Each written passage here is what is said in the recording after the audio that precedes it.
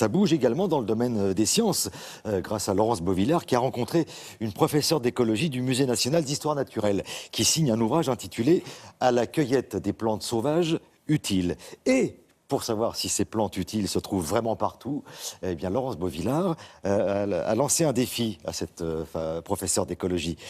Elle l'a invitée dans son propre jardin, voilà, dans le jardin de Laurence. Et on va découvrir tout ce qu'il y a. Bonjour. Il y a beaucoup de choses dans le jardin, beaucoup d'espèces sauvages. Autrefois, les procédés industriels n'étaient pas mis au point, donc on utilisait tout ce que la nature offrait pour pouvoir s'habiller, pour faire des matériaux de construction, pour faire des médicaments, pour s'alimenter. Donc si on regarde dans le jardin, on va tomber sur des dizaines de plantes qui ont des usages intéressants pour nous. Donc le gui, c'est une plante toxique. Là, c'est pas la saison, mais quand il y a des baies, on peut les prendre, les écraser et ça fait de la glu. On peut s'en servir pour faire de la colle.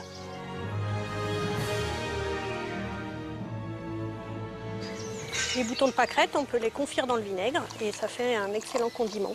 Comme des capes, comme des cornichons.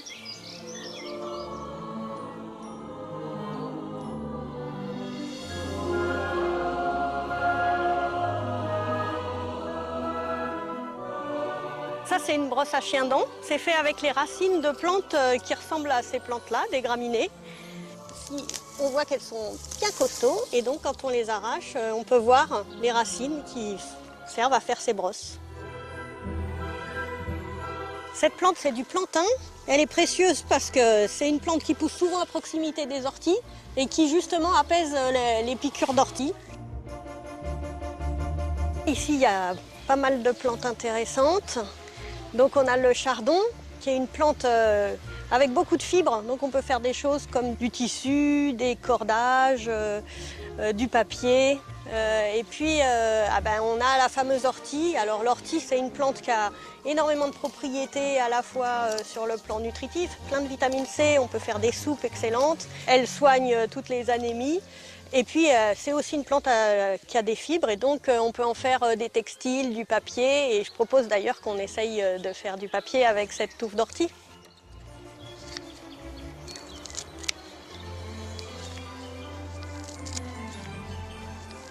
On arrête. Maintenant, il va falloir mixer pour bien mélanger la pulpe des plantes à l'eau. Ici. Ça a l'air floconneux. Alors, on a été un peu vite à la fabrication de ce papier. Normalement, il faut qu'il sèche doucement, qu'il soit pressé, etc. Mais on peut voir quand même que les fibres s'en mêlent pour faire une pellicule qui pourrait s'apparenter à du papier si on l'avait fait avec plus de soin.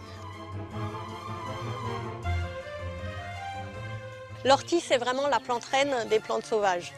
Et pour le barbecue, plutôt que d'utiliser un allume-feu, on peut utiliser de la langue de bœuf, ce champignon qui pousse sur les arbres. À l'intérieur, on trouve de l'amadou. Les hommes préhistoriques allumaient le feu grâce à cet amadou.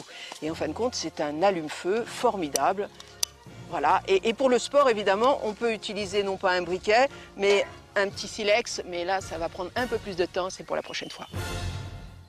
Je suis impressionné par le jardin de Laurence Beauvillard, franchement.